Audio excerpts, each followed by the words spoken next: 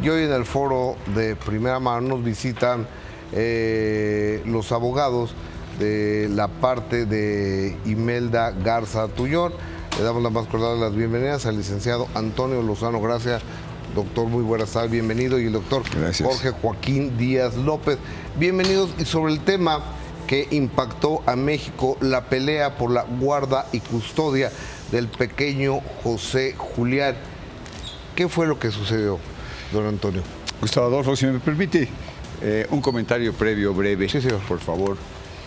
Primero agradecerles a ustedes esta oportunidad de poder conversar este tema que ha sido muy polémico. ¿Cómo no?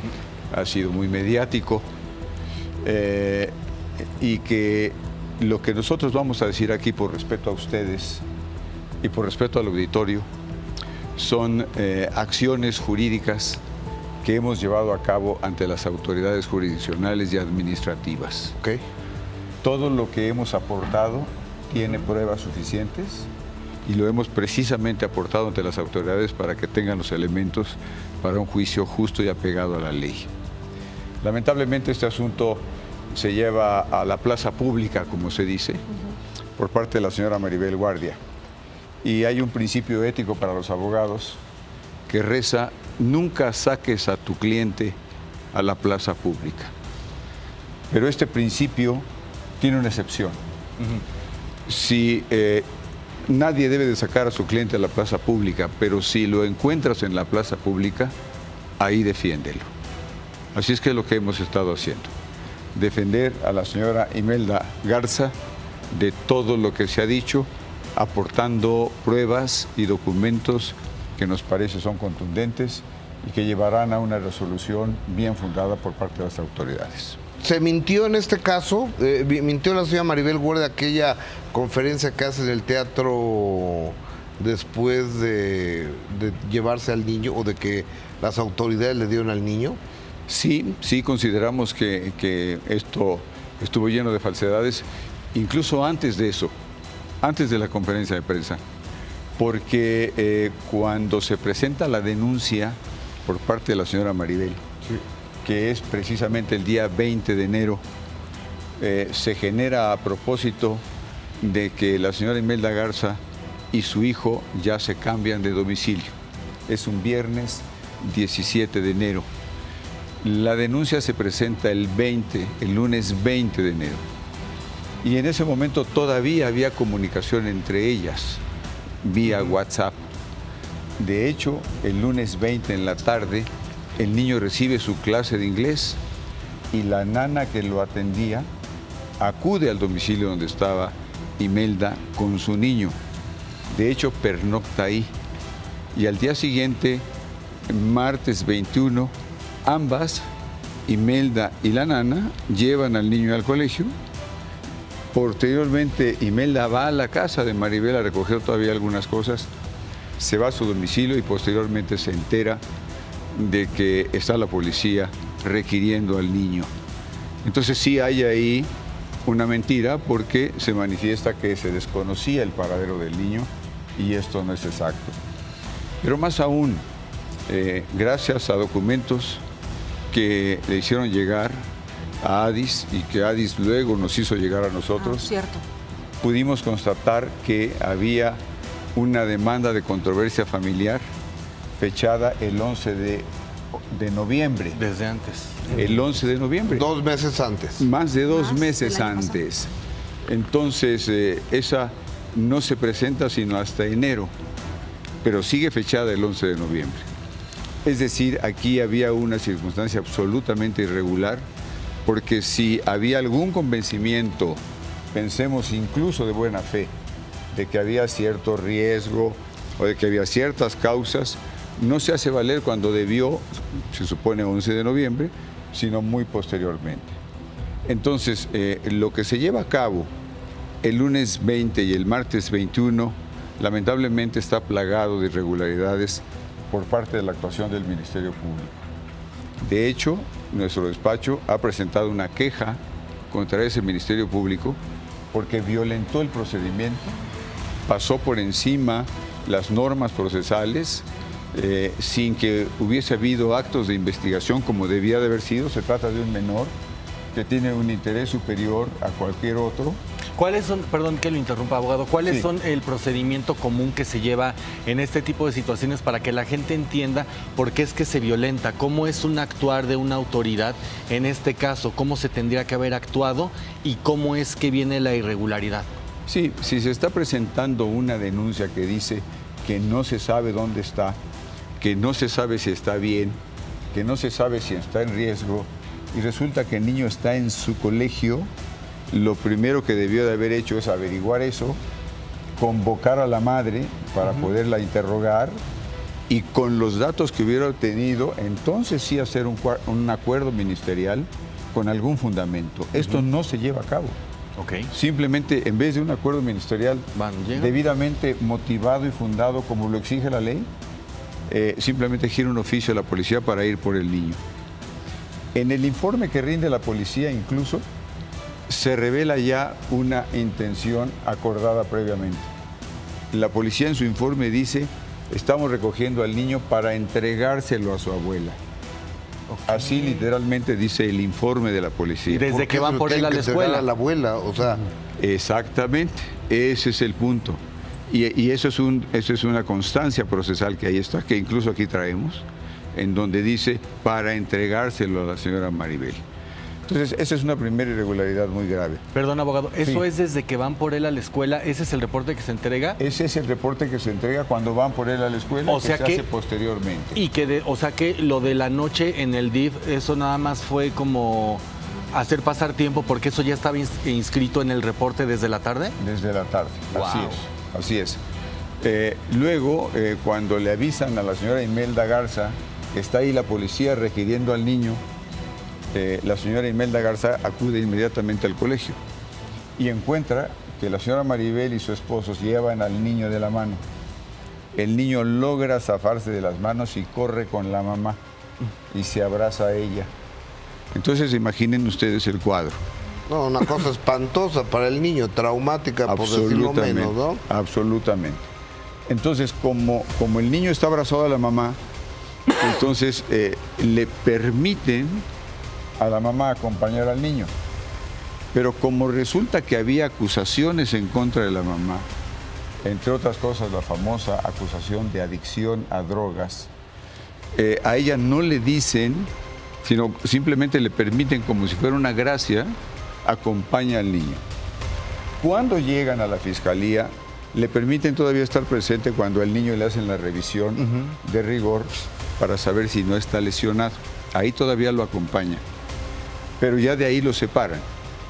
Y entonces la empiezan a interrogar, porque como ella había recibido imputaciones, le empiezan a interrogar sin haberle dicho, hay una acusación en tu contra, tienes derecho a un defensor, etcétera, etcétera. Ella ve que llega una persona, una dama, se sienta a un lado y resulta que ella es la defensora de Imelda, pero ni siquiera se entera. La defensora de oficio. De oficio, pero ni siquiera se entera, sino hasta después. Entonces, todo esto tiene que ver con una violación grave al procedimiento. Abogado, ¿Pero por qué entonces pasa una esto? pregunta, con todo esto que está contando, ¿hay tráfico de influencias en este caso? No lo sé. Hay irregularidades muy graves. El fondo cuál es? Eso tendremos que averiguarlo.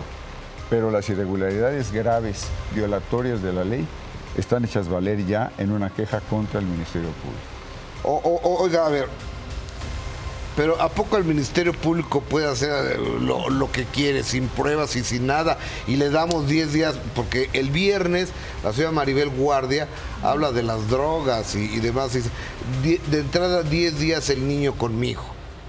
O sea, ¿quién ordenó eso? ¿El Ministerio Público? Sí, el Ministerio Público, para cubrir esta actuación, genera una intervención de la Procuraduría de la Defensa del Menor.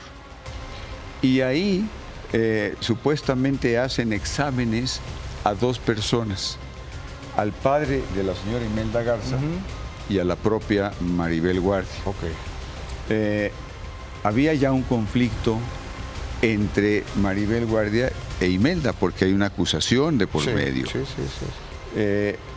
Y sin explicar en qué consistió el examen, dicen, usted señor no es competente para quedarse con el niño y usted señora sí. Eso es lo que ocurre. Entonces, también ahí les dijeron. Ahí les dijeron, pero sin mostrar... ¿Pero por qué no era competente el papá de Imelda? No dieron ninguna razón. Simplemente eso, que también estamos combatiendo, porque como pueden ustedes imaginar, y como creo que queda claro, es una irregularidad grave adicional. Entonces, bueno, ese evento tiene todas esas irregularidades, las hemos hecho valer ya, mediante una denuncia, y lo que nosotros hacemos es hacer lo que se llama una controversia familiar por comparecencia. Eso quiere decir, es un procedimiento que contempla el código, en donde hay urgencia para no sufrir un trámite de presentaciones y de turnos. La persona se presenta y dice, oye, tengo una situación grave, fui privada del contacto con mi hijo. Se le turna a un juez, en este caso le correspondió a la juez sexta familiar. La juez sexta familiar oye la declaración de la señora Imelda Garza, manda a traer el niño, comparece el niño ante ella y hay una plática que se lleva a cabo con el niño. Y el niño expresa con toda claridad su deseo de vivir junto a su madre. Con toda claridad. Y a esa plática comparecen, por un lado, un fiscal de la Fiscalía de la Ciudad de México, por otro lado, una persona del DIF, y por otro lado, otra persona del Consejo de la Judicatura. Del Consejo de la Judicatura. Y la juez, obviamente, que dirige esa audiencia. La autoridad en materia familiar, como ustedes seguramente saben, es el juez de lo familiar. Ok. Entonces, el juez de lo familiar y las otras 3 personas comparecientes en la charla con el niño presencian esto. Entonces, ya que lo oyeron al niño expresarse con toda claridad y con toda libertad, ellos deliberan. Quien va a resolver es la jueza, pero toma el parecer de las otras 3 personas que estuvieron presentes. Sí. El fiscal dice, hay que entregárselo a la señora Maribel Guardia. La persona del DIF dice, a ver, el niño fue absolutamente claro de que quiere estar con su mamá. Y aquí, por encima de todo, debe de privilegiarse el superior interés del niño. La otra persona también dice, lo está expresando el niño con toda claridad, quiere estar con su madre. Y la juez, oyendo estas 3 opiniones, resuelve y otorga la guardia y custodia para Imelda Garza. Aprovechando aquí, guardia y custodia decían, es solo provisional. Recordamos que un día después hay la prensa aborda a Maribel Guardia y ella dice, voy a acatar lo que la juez determine. ¿Acató eso? ¿Qué sucedió ahí? Esto ocurre un viernes. Incluso en lo que se hace toda la implementación, se va por el niño, se trae al niño, etcétera. Llega la señora Maribel Guardia con su esposo, están los abogados de nosotros y finalmente se pone una audiencia el lunes a las 10:30 de la mañana, el lunes siguiente a las 10:30 de la mañana. En esa audiencia la juez les propone a las partes, es decir, a la señora Maribel Guardia y a la señora Imelda Garza, que platiquen y que vean las posibilidades de que concilien, ¿no? El marido de la señora Guardia y la señora Guardia dicen no queremos ningún arreglo. Y lo que queremos es que se resuelva conforme a derecho. Deliberan y la juez resuelve de entregar de manera permanente las medidas provisionales que se habían adoptado desde el viernes. Es decir, Imelda ya lo tiene de manera permanente a su hijo. Es correcto. Okay. Como bien dice Adis, ella había manifestado que no iba a pelear esto. Sí lo pelea, presenta 2 apelaciones a esa resolución. Lo que ocurre es que las presenta extemporáneamente, es decir, hay un plazo Perdón, legal. abogado, discúlpeme. ¿Presenta apelaciones para ella quedarse con el niño? Para que se Para la revise guarda. esa resolución. Esa resolución que dice las medidas provisionales se vuelven definitivas y el niño se queda con la señora Imelda. O sea que Imelda Garza. aunque públicamente ella dijo delante de los medios, yo estoy de acuerdo con lo que haya dicho la juez o haya determinado la juez, realmente legalmente no era así. Legalmente ella pretendía ir en contra de lo que la juez había otorgado con este recurso, nada más que se le fue el tiempo. Correcto. Lo presenta extemporáneamente y extemporáneamente ya no tiene ningún valor. Lo presenta en 2 ocasiones y pues, las 2 ocasiones es rechazadas porque son extemporáneas. Y todavía ahora, recientemente, presentó una queja contra ese desechamiento de las apelaciones. Pero resulta que la queja no procede en procedimientos de esta naturaleza y también se la desecha. Y abogado, ¿qué hay del tema ahorita que mencionaba del consumo o supuesto consumo de sustancias, que fue algo por lo cual como públicamente usted dice en la plaza pública, ¿no? Se habló de una mamá que no estaba capacitada para estar con su hijo. Sí, bueno, pues fue un tema, como ustedes bien dicen, ventilado públicamente, de manera muy profusa, con mucha insistencia y con acusaciones claras. ¿No? Hay adicción, ¿no? Se dijo en muchos medios y de muchas maneras. Y ella dijo, En la conferencia cuando lo dijo. esté bien, frente a 200 medios de comunicación internacionales, la señora Maribel Guardia yo le ofrecí a Imelda pagarle una clínica de recuperación y cuando esté bien, cuando se sane, que regrese por su hijo. Y toda la gente que estaba alrededor decía que se vaya, que se someta a un tratamiento y cuando esté bien, que regrese a casa de Maribel. A ver, o sea, estaba condicionada a regresar a casa de Maribel con su hijo.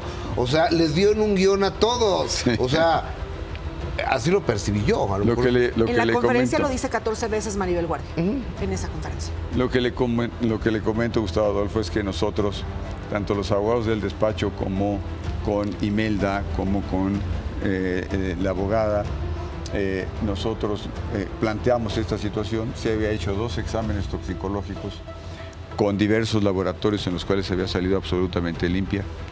No obstante eso, con peritos nuestros, con las más altas calificaciones y certificaciones, se le hizo examen tanto psiquiátrico como psicológico y salió absolutamente limpia. Pero sabíamos, y lo que todos conocemos ya ahora, creo que ya comúnmente, es que el examen más concluyente es un examen en cabello. Correcto. Por tanto, nos preparamos para que se hiciera ese examen en cabello. Ese examen se iba a ir a los Estados Unidos, a una institución en los Estados Unidos. Iba a durar 21 días hábiles, lo cual ya transcurrieron. Y la semana pasada recién nos llegaron los resultados. Ahí están las imágenes. Y los resultados son absolutamente limpia de cualquier adicción. Ahora, abogado, ¿cómo se garantiza el resultado de esos exámenes? Es decir, para la gente que es incrédula acerca de los resultados, ¿cómo garantizan que el pelo que fue mandado a los laboratorios sí sea el de Imelda y no sea el de otra persona? ¿Quién hace la custodia de ese pelo? ¿Bajo qué guardia están esos estudios? Sí, aquí lo tengo. ¿Es el examen, Jorge? Sí. Jesús Manuel Meneses Ramírez. Jesús Manuel Meneses Ramírez es el perito. Es el perito, es un perito especializado en toxicología, y él fue el que se encargó de llevar a cabo la cadena de custodia para efecto de que no hubiera dudas en cuanto a la extracción del pelo y que se embalara y que se mandara a un laboratorio de Estados Unidos. Y se va garantizando que no haya ninguna intervención de nadie. Sin embargo, esto no lo pidió la autoridad, es decir, ustedes quieren Eso es lo que nosotros hicimos para tranquilidad, porque estábamos seguros, en la conversación con Imelda, estábamos seguros que ella decía absolutamente la verdad y que confiaba en que el resultado sería el que fue. Y esas imágenes donde se ve un individuo en un carro blanco dejando cosas atrás de la Virgen, ¿qué dejaba? Y los hay. Esas situaciones que han dicho posiblemente era droga, no sabemos qué era, pero era muy sospechoso, etcétera, etcétera, honestamente no son dignas de tomarse en cuenta hasta que no fueran exhibidas en un proceso y calificadas adecuadamente para que nosotros también tuviéramos oportunidad de cuestionarlo. Oiga, abogado, a ver, y después detuvieron a los supuestos dealers, los que entregaban la droga, entonces los detienen pues porque vendían droga o no llevaban droga y demás, y los dejan libres. O sea, ¿de cuándo las autoridades dejan libre a una persona que está vendiendo y entregando droga a domicilio? O sea, no, Sí. no entiendo eso. Le comentamos, señor Gustavo Adolfo, ella, como decía yo en un primer momento, presenta una denuncia penal el lunes 20 en contra de Imelda. Nosotros ya comparecimos a esa denuncia y desvirtuamos todo lo que dice ahí. Pero adicionalmente presentamos una denuncia nosotros en contra de la señora Maribel y en contra de su marido. ¿Cuándo? Unos días después, realmente no recuerdo la fecha, pero hagan de cuenta por ahí del 20 y tantos de enero. Ya está presentada. Además de la queja que les comentaba yo a ustedes, que presentamos contra ese Ministerio Público por todas las graves irregularidades cometidas. Pero hay otra cosa adicional que es verdaderamente lamentable y que forma parte de todo este entramado y que revela pues una intención distinta. Cuando muere Julián, el esposo de Maribel, el señor Chacón, llama a Imelda y le dice: oye, tu marido murió intestado. Sin testamento. Por eso no tienes ningún derecho a heredar. Todo lo va a heredar tu hijo. E Imelda dice: bueno, si me lo está diciendo el señor Chacón, esposo de mi ex suegra, pues así debe ser. Entonces está bien, lo que diga. Pero vas a tener que ir a denunciar el intestado. Bueno, está bien. Van a Cuernavaca, que tampoco debieron haber ido ahí porque Julián vivía aquí y murió aquí. El juez competente es acá. Pero bueno, allá está la sucesión del padre de Julián, allá hay bienes inmuebles y van allá. Entonces dice, presentan el escrito que se llama de denuncia del intestado, así se inicia un procedimiento sucesorio, con una denuncia. Y es una denuncia del intestado, se la dan a firmar a Imelda, pero Imelda no lo lee. Estamos viendo el documento en pantalla, abogado. No lo lee, pero ahí sí dice que Imelda es heredera, junto con su hijo. Porque cuando hay un intestado, es decir, cuando hay una disposición testamentaria, lo que se aplica es la ley. Ok. Y la ley dice quién hereda. Claro. Cuando comparece a la muerte de una persona su cónyuge, su pércite y un hijo, ambos heredan en la misma proporción. Si comparecieran, por ejemplo, solo como ejemplo, 4 hijos y la cónyuge, su pércite, cada uno heredaría el 20%. Pero aquí es solo un hijo y la cónyuge, su pércite. Entonces, Imelda tenía derecho o tiene derecho a heredar el 50% y su menor hijo el 50%. Ok. Se lleva a cabo una junta que se llama de reconocimiento de herederos, es el proceso normal. En ese proceso iba a tenerse que revelar que los herederos pues era el hijo de Julián e Imelda. Y José Julián. José Julián e Imelda. Pero uno de los abogados que le pone Marco Chacón a Imelda dice: oigan, yo aquí tengo una copia de una escritura de un inmueble en Guerrero. Entonces le pido, señor juez, que me dé un tiempo para exhibir una copia certificada. Pero le pido que gire oficio a Guerrero para ver si no hay un testamento ahí. Ok. ¿Cómo testamento? Ya se había hecho la búsqueda, ¿no? Sí. Tanto en Morelos se hace la búsqueda cuando se inicia una sucesión, el juez tiene que girar oficios para cerciorarse si hay o no testamento. Ok.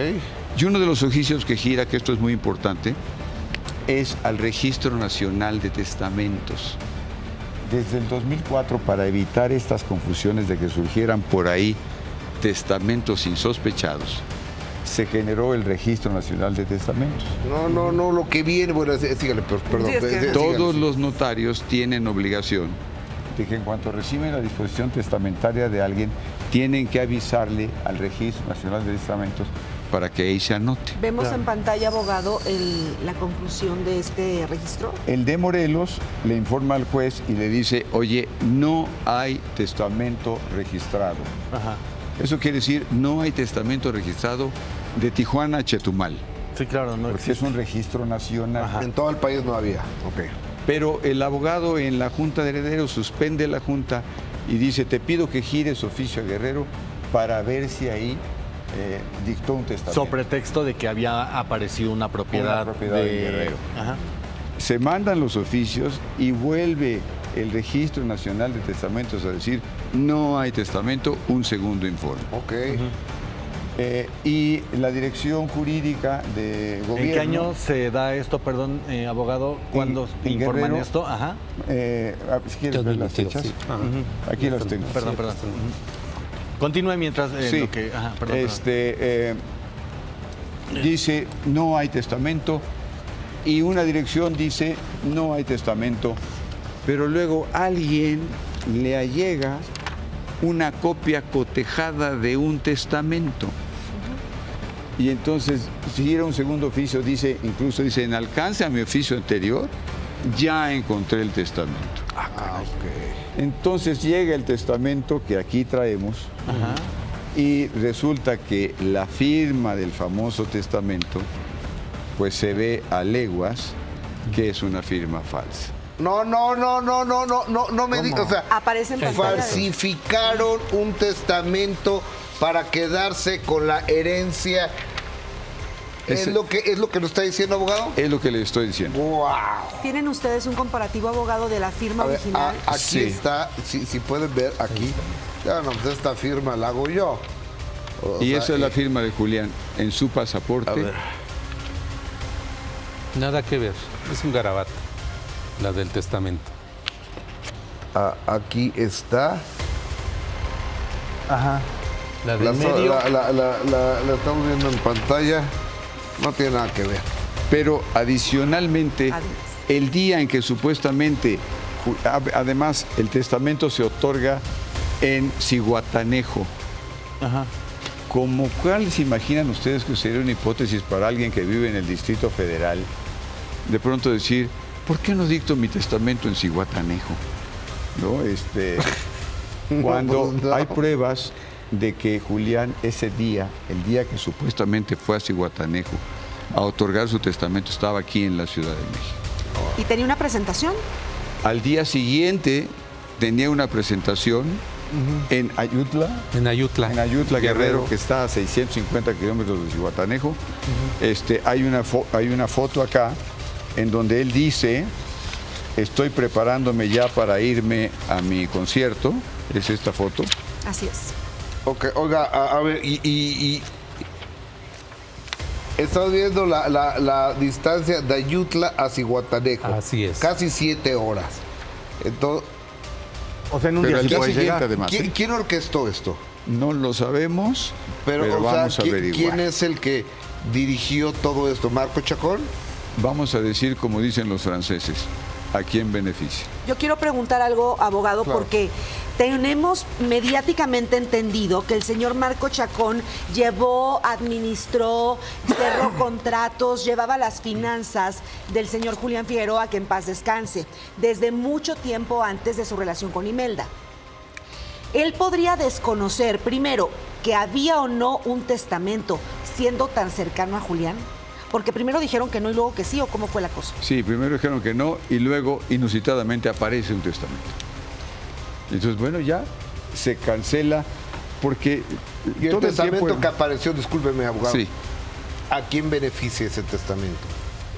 Bueno, en ese testamento se supone que deja solo, exclusivamente, como heredero a su hijo. O sea, Ahora- sacan a Imelda. Abogado, ¿se sabe si la relación entre Imelda y Julián continuaba justamente ya, pues sí, como cónyuges, como pareja, y que eso pudo haber influido en que Julián haya dicho todo va para mi niño?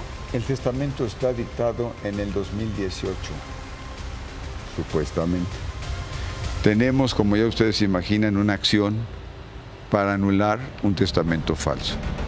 Esa ya es una demanda presentada. Oiga, pero tiene que haber una demanda en contra de alguien, ¿no? Sí, también tenemos una denuncia presentada contra quien resulte responsable. ¿Ya fueron notificados? Las dos cosas. Ya Maribel fueron y Marco notificados. Chacón. Ya saben. ¿Y cómo es que garantizan que la firma que está en ese testamento no es la que pertenece a Julián? Porque de repente nosotros podemos firmar de manera no como comúnmente firmamos, y lo pregunto desde el más puro desconocimiento, ¿cómo es que se puede garantizar que no es la firma? Primero, imposible que estuviera ahí ese día. Porque estaba en México. Por la distancia. Ajá.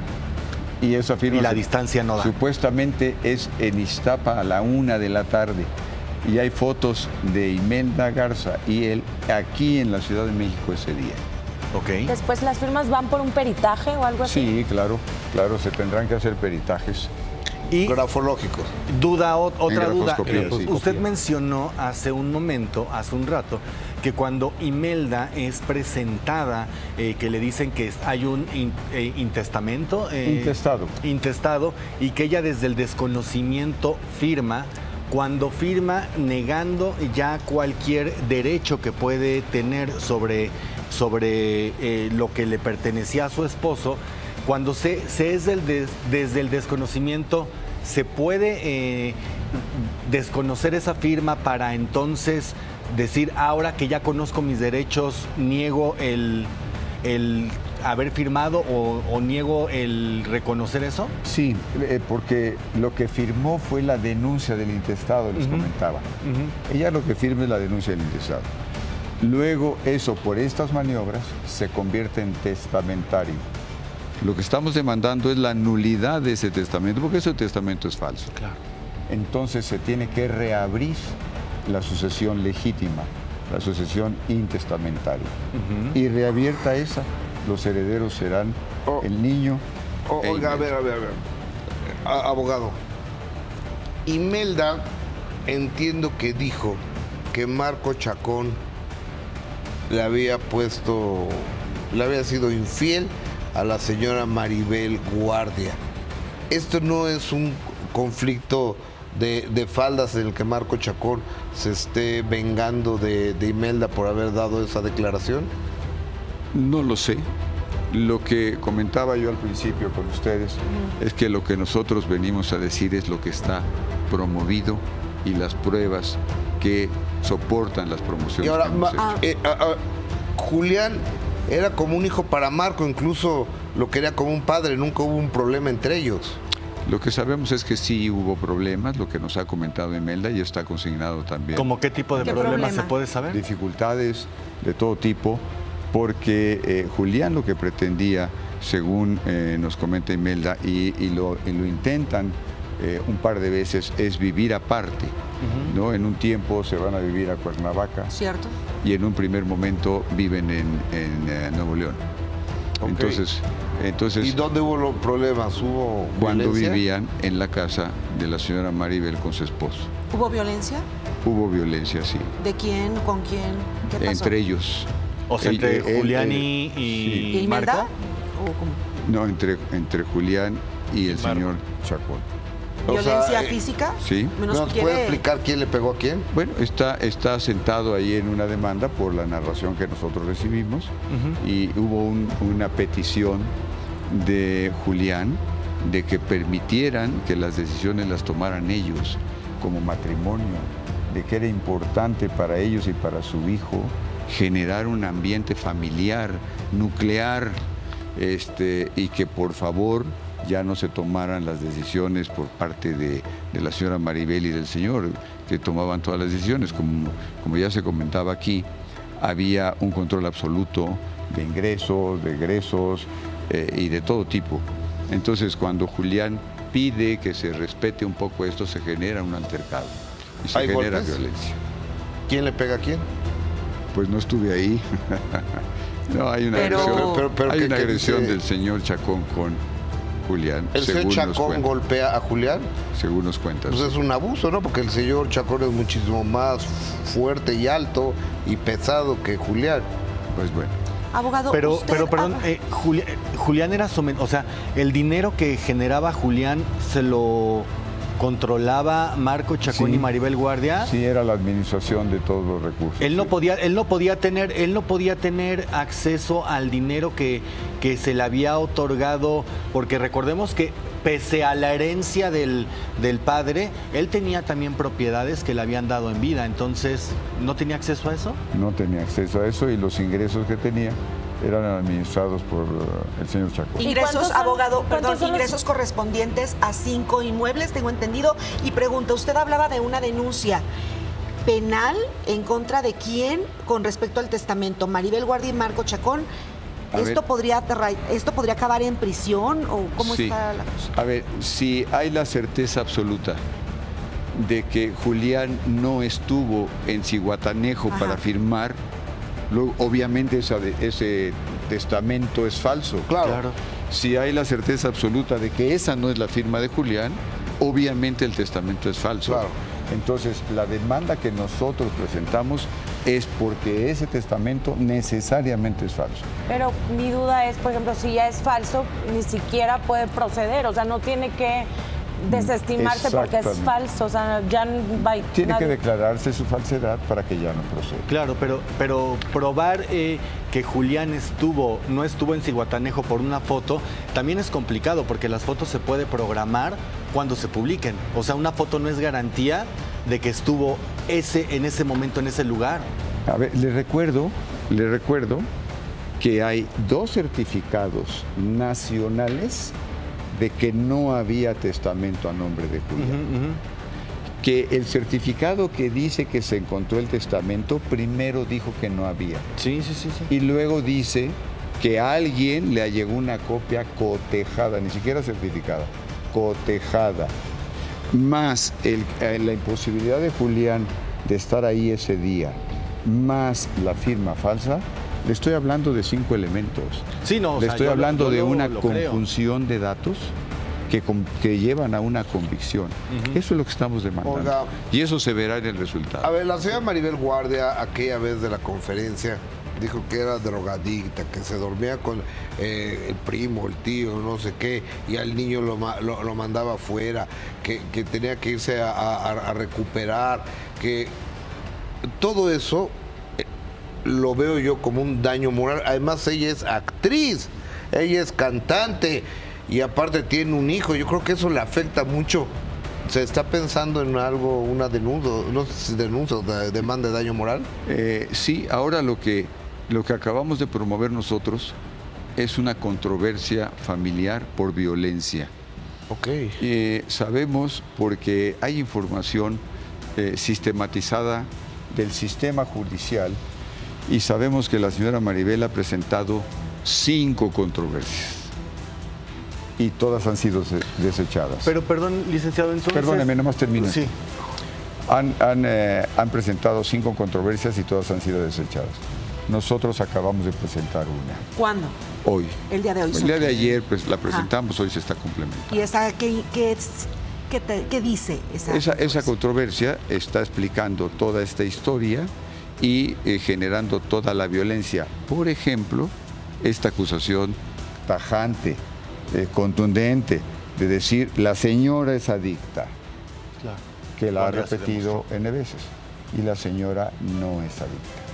Entonces, así como esa afirmación, hay otras tantas que se están haciendo. Y que también tengo claro y tengo entendido que así fuera una persona adicta no es elemento suficiente como para que se le sea privado el derecho de un hijo. Y no estoy hablando en el caso de Imelda, sino abiertamente nada más.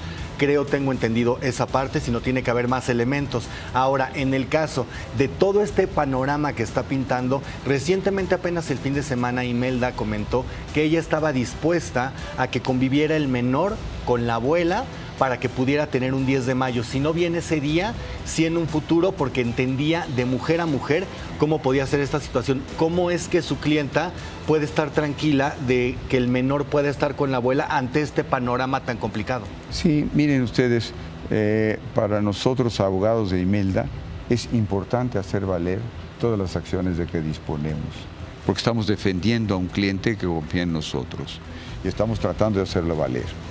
Pero también tomamos en cuenta que hay un interés superior del menor. Y ese interés superior del menor radica también en la convivencia con la abuela. Claro. Quiero decirles que prácticamente el segundo día que yo fui consultado por la señora Imelda y su señor padre, platiqué con ellos y les dije, oigan, ¿no quisieran ustedes intentar una negociación? Sí. Me dijeron ambos sí. Y busqué a la señora Maribel vía WhatsApp. Tengo los WhatsApp. Y le dije, señora Maribel, soy fulano de tal, me están siendo consultado este asunto jurídico y le quiero decir que esta firma de abogados es muy sensible en asuntos familiares, porque los asuntos familiares involucran sentimientos, claro, involucran vulnerabilidades y muchas veces generan traumas que uno no sabe hasta dónde puede llegar. ¿Qué respondió la señora? La señora respondió que no era el momento procesal oportuno. ¿Y podría volver ese momento aunque ya haya dicho que no? Por supuesto, nosotros como firma de abogados siempre procuramos en todos los casos una negociación, porque creo que todos sabemos que las negociaciones son mucho mejores que un pleito ganado, largo, desgastante. Seguramente saben ustedes la maldición árabe que dice, ten pleitos aunque los ganes. ¿No? Tener pleitos es una maldición, claro, aunque se ganen todos. Entonces, ojalá que se rectificara. Abogado, el tiempo se nos acabó. Vamos a continuar y mañana la conclusión de esta conversación con el abogado Antonio López.